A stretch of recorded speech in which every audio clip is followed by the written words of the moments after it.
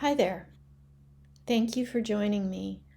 I'm Andie Thrams and I'm a painter and a book artist.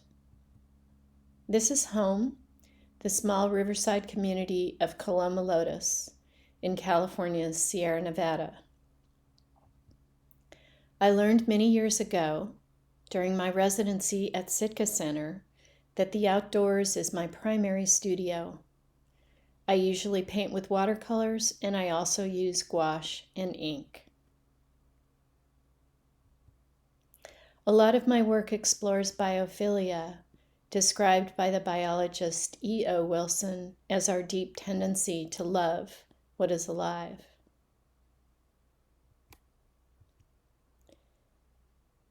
This short video was filmed in April near our home when the poppies were in full bloom. You can see the American River in the canyon far below.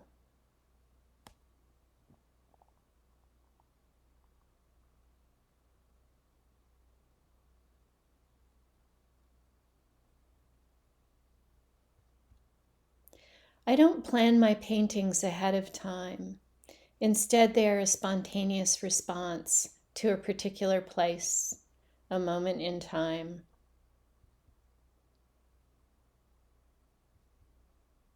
I almost always work in forests. Sometimes I weave hand-lettered text into my paintings. The words usually have to do with what is happening, what I see and hear, and sometimes how I feel while painting. In this form, my work is a form of a field journal, recording observations and experiences. I also transform my paintings into one-of-a-kind handmade artist books. You may see the Pacific wren in this detail. Sometimes I go out for a few hours or a day, but the very best is when I'm able to go out for many days at a time. Backpacking or kayaking. This is the west coast of Vancouver Island. It's a lush rainforest of giant trees with sandy beaches between the forest and the sea. On our kayaking expeditions, everything must fit into the kayak: food, sleeping bags, tent, and art supplies. Listen for the song of the hermit thrush.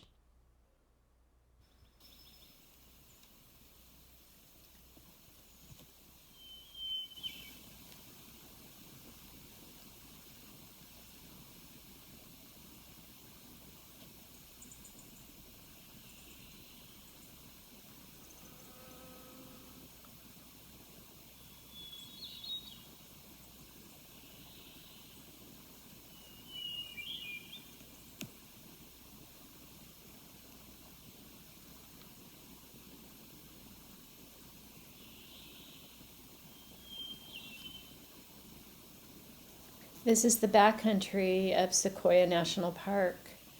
When I backpack, the art supply kit and the projects have to be smaller.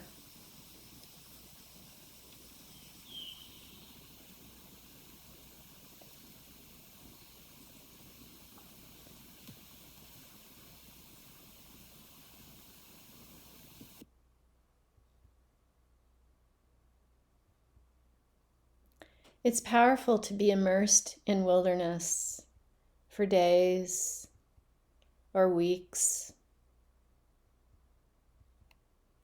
It can be a wonderful biophilia experience.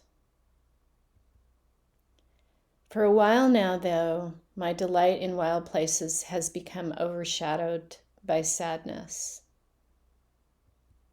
So many dead and dying trees. So much smoke and ash. So many fires. The days of pandemic isolation in early 2020 were times of deep despair for many of us. Is this our mass unraveling? As an artist, as a human, I wanted to respond but I was feeling very overwhelmed by the sadness and uncertainties of our times. I wanted to find a personal response of substance and authenticity that was actually doable. I decided to use an art-making process to explore solastalgia, a word coined to describe personal grief resulting from habitat loss, something I felt very familiar with. The idea to make forest prayer flags arose, to gaze steadfastly into one aspect of the grief of our Anthropocene era by working in burned and green forests. I chose a somber palette in alignment with my emotions, and I designed a folding easel that I could carry into remote places. In addition to watercolors and gouache, I decided I would also draw and paint with found forest materials like tree sap, wildfire charcoal, and twigs dipped in ink. During the pandemic summer of 2020, as wildfires darkened skies throughout the West, I began painting forest prayer flags in Sequoia National Park's giant forest. Little did I know that these very trees would be in the path of wildfire exactly 1 year later. The process is simple. I pack up my gear, I walk into the forest, I sit down on the ground. I meditate, I invoke connection to the energies of the forest, and I ask for their help. I invite all the sadness I experience into the work, and I pray that my work may carry blessings for the protection of all beings out into the world. And then I paint. I pause regularly and invite the full spectrum of emotions to arise. Sometimes I cry, and sometimes it's a completely joy-filled experience. Usually I paint alone, and sometimes others join me.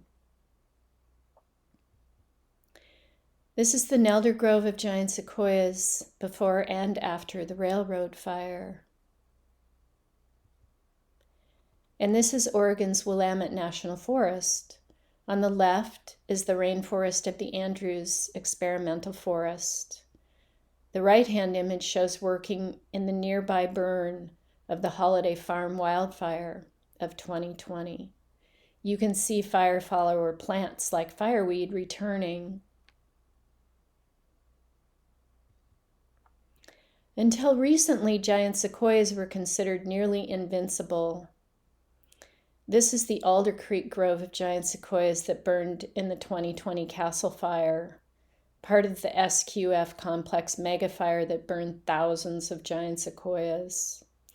You can see the tall, dead, blackened sequoias towering above large sugar pine and white fir.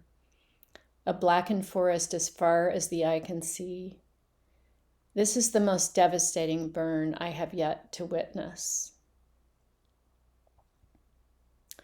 Here's the questionnaire I submit to forest researchers so that I can weave awareness of contemporary science into my work. Each prayer flag shares a scientific concept about forests that I've learned through research and through my collaboration with forest scientists. This is the Wolverton Field Station in Sequoia National Park where I stayed while working on this project. Scientists also stay here while conducting research in the park. The ancient practice of hanging prayer flags outdoors originated in Southeast Asia. It is believed that winds carry blessings depicted on prayer flags over the landscape to all beings.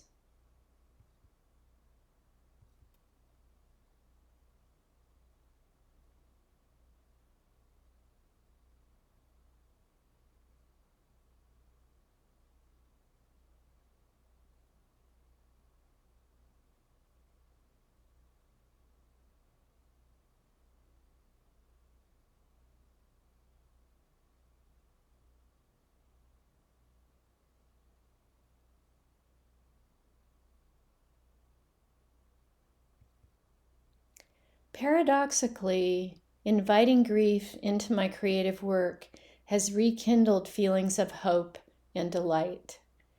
Sharing forest prayer flags seems to energize others too. I look forward to showing others, especially children, how to make their own forest prayer flags. Recently, forest prayer flags have hung in exhibitions, and more shows and outdoor installations are planned. I hope I'll see you out there somewhere.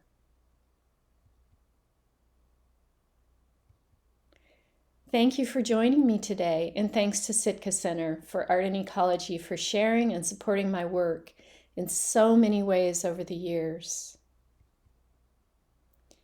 May the winds carry blessings of healing and resilience throughout the forest and beyond.